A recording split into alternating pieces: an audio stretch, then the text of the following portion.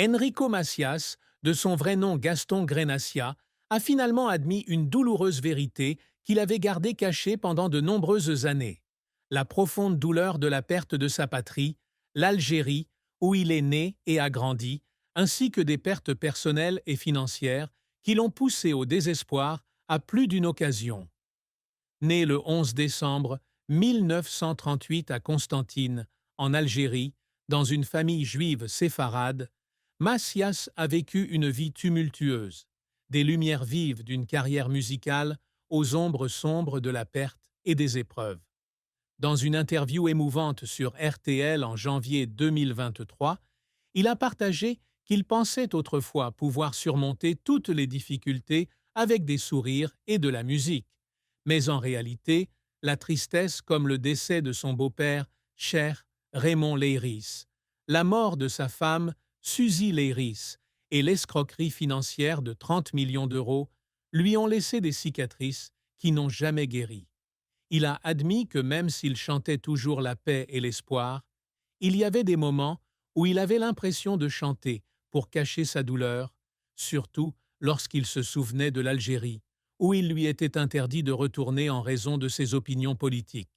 Cette triste vérité n'est pas seulement l'histoire d'un artiste, mais aussi le parcours d'une personne confrontée à des pertes irréparables de sa patrie, de sa famille, à sa croyance en la justice.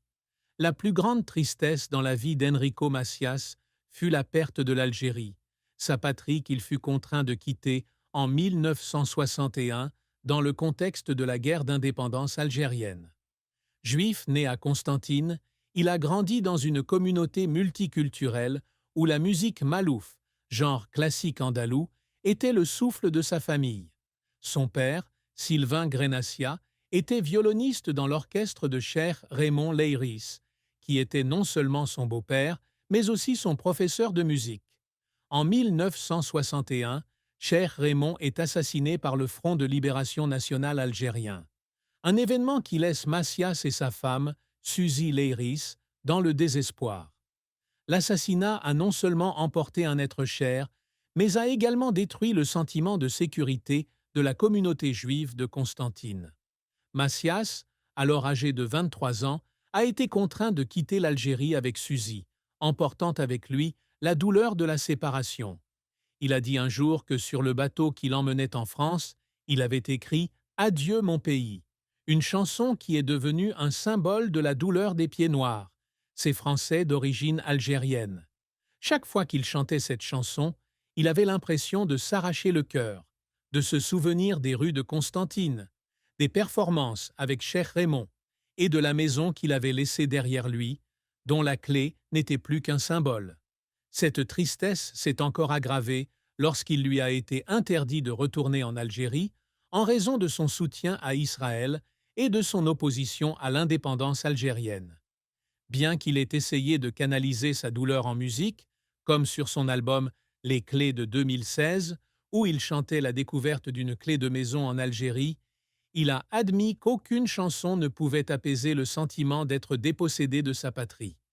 Un jour, alors qu'il se produisait à l'Olympia de Paris en 2003, il fondit en larmes sur scène, tandis que le public chantait « Adieu mon pays », se sentant à la fois réconforté et submergé par la nostalgie.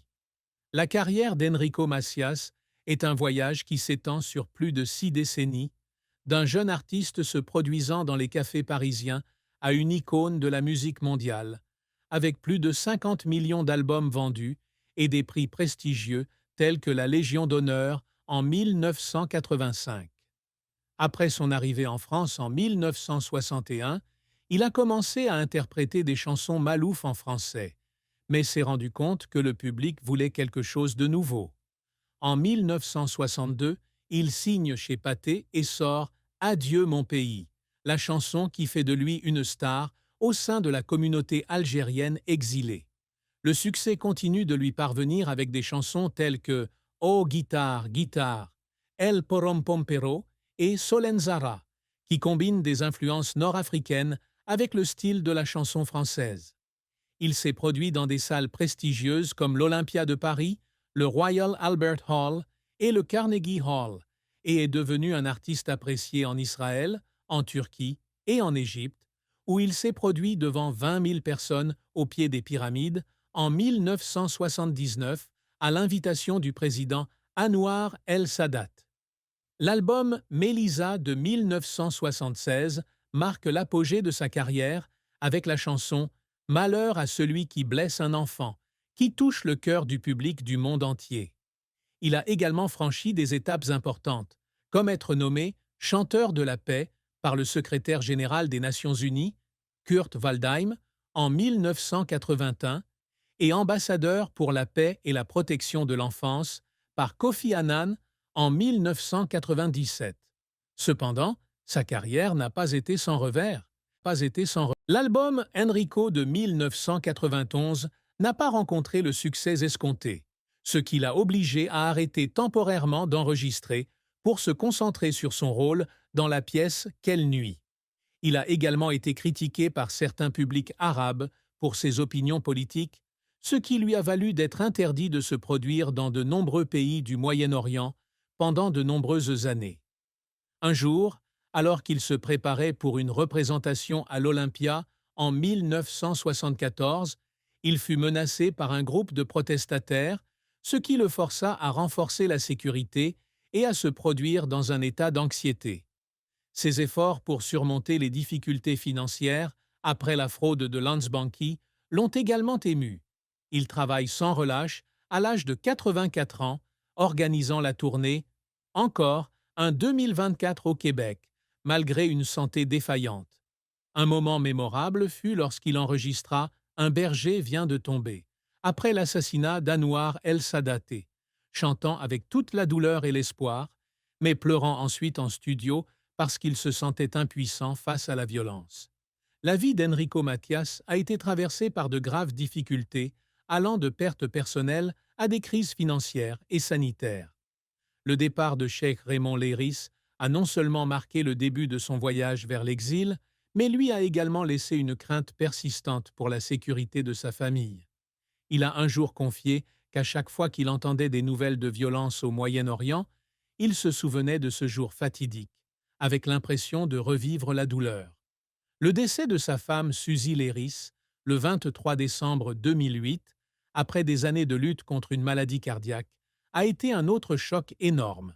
Suzy, qu'il a épousée en 1962 et fille de Cheikh Raymond, était non seulement sa compagne de vie, mais aussi sa protectrice, sa conseillère et son inspiration.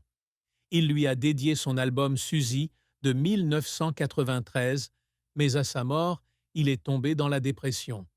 Il a dit un jour que dans les mois qui ont suivi la mort de Suzy, il s'asseyait souvent seul dans sa maison de Saint-Tropez, écoutant de vieilles chansons et pleurant en se souvenant des jours qu'ils avaient passés ensemble en Algérie. La fraude financière de Landsbanki en 2007 a constitué un autre défi. Il a emprunté 35 millions d'euros, dont 26 millions investis dans une assurance vie. Mais lorsque la banque a fait faillite en 2008, on lui a demandé de rembourser la totalité du prêt.